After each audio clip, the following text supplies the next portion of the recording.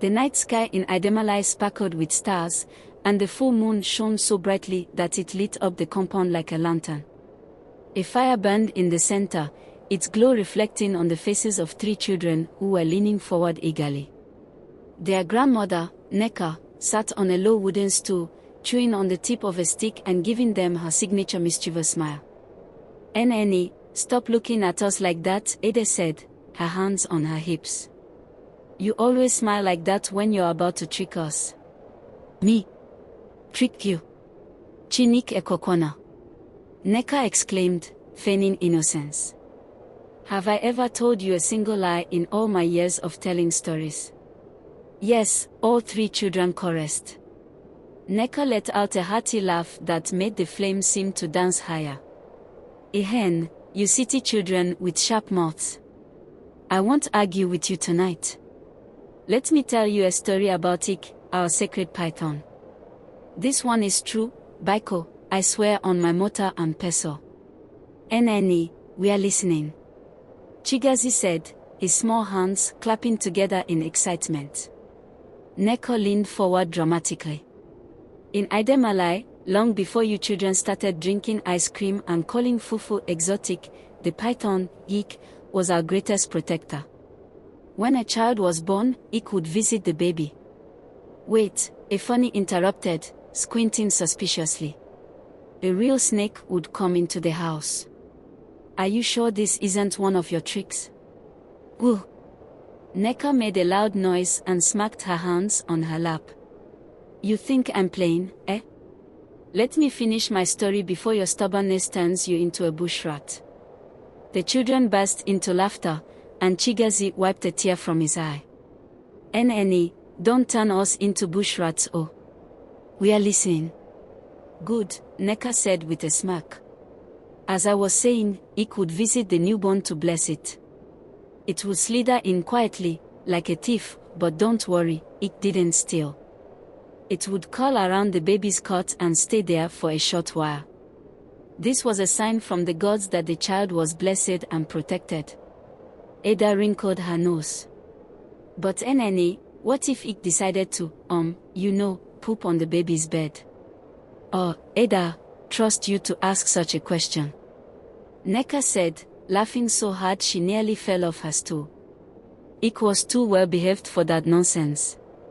It had better manners than some of you. The children giggled, and Efoni said, "But Nneka, what if someone saw Ik and tried to chase it away?" "That's where my story begins," Nneka said, suddenly lowering her voice to draw them in. "Once upon a time, in Idemili, there was a man named Obiora. He came from a faraway land where people didn't know our ways. He was visiting his friend Yuzo, who had just had a baby boy. Out of kindness, Obiora came to congratulate him. One evening, while the villagers were outside, Obiora heard a strange sound in the baby's room. He rushed in, and what did he see?" "What?" all 3 children asked at once, their eyes wide. "Rick," Nneka said, her voice full of drama. The python was coiled around the baby's cot, its shiny body glowing like the moon. Obiora didn't know about Ik's role as a guardian. He thought the snake was there to harm the baby. The children gasped, and Chigazi whispered, "What did he do, Nneka? What did he do?" "He grabbed a stick and killed Ik." Nneka slapped her thighs for emphasis. "Ka! Can you imagine? He thought he was saving the baby, but instead, he offended the gods and the entire village." Ada's jaw dropped. "Nneka, what did the villagers do? Did they chase him with machetes?" Nneka laughed. "Oh, no. We are a civilized people, Baiko. The chief called a meeting and told Obiora, 'You have committed a great offense. Killing Ik is like cutting down a sacred Iroko tree. You must give it a burial fit for a king.'" Obiora was confused. Nneka continued, her voice taking on a teasing tone. "He said, a burial for a snake. What kind of people are these?" But the chief didn't care. The villagers wove a special casket from palm fronds, adorned it with white cloth and cowries, and prepared a feast. Obiora had to provide everything: yam, palm wine, even a goat. By the time he was done, his pockets were empty. The children laughed so hard they nearly toppled over.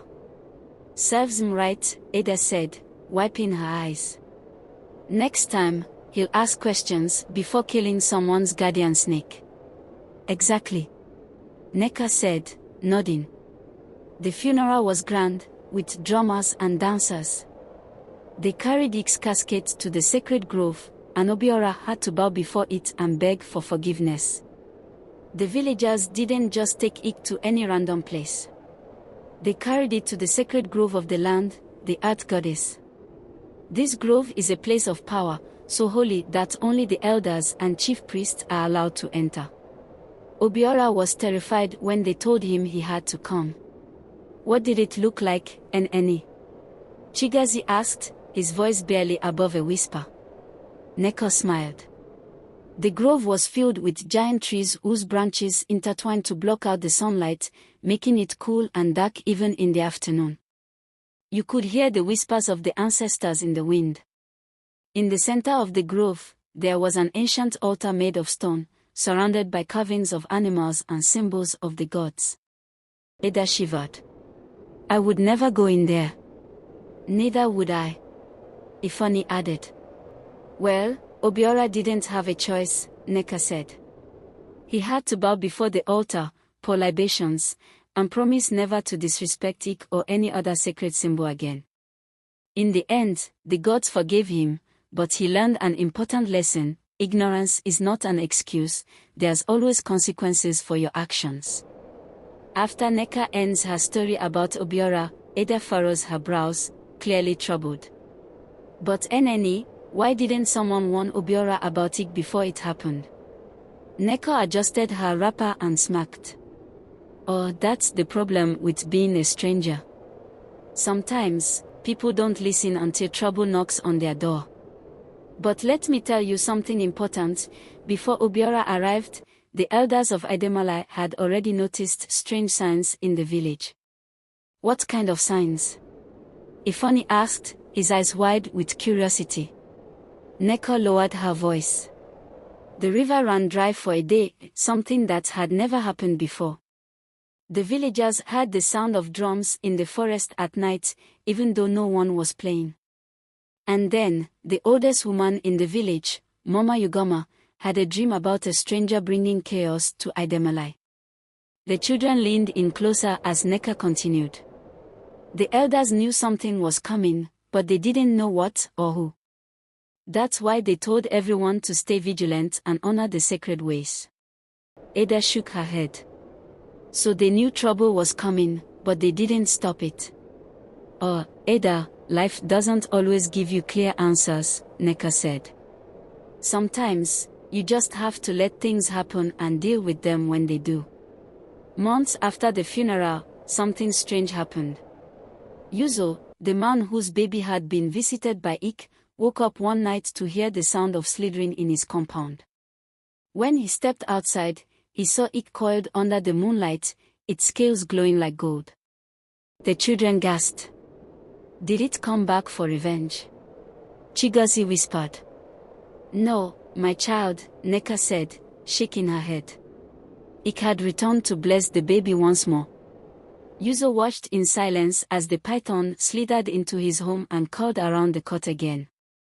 When it left, the baby grew up to become one of the wisest and wealthiest men in the land. Ada clapped her hands together. "So, Ik forgave them?" "Yes," Nneka said. "Ik is not a vengeful spirit. It teaches lessons, but it also shows mercy. That's why we must always respect it." Nneka leaned back, her tone growing more serious. "But children, not everyone learned from Obiora's mistake. As the years passed, some villagers stopped honoring Ik. They said it was just an ordinary snake and nothing special." "Do you know what happened then?" The children shook their heads. "The rain stopped," Nneka said ominously. "The crops withered, and the village grew hungry. The elders knew it was because the people had disrespected Ik, but they didn't know how to fix it." "What did they do, Nneka?" Ifani asked, clutching his knees.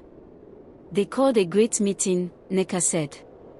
The chief stood before the entire village and said, if we don't honor Ik, we will lose everything.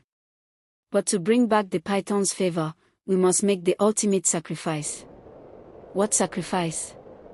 Ada asked, her voice trembling. They offered their best harvest, yams, coconuts, palm wine, and their finest goat, Nneka said.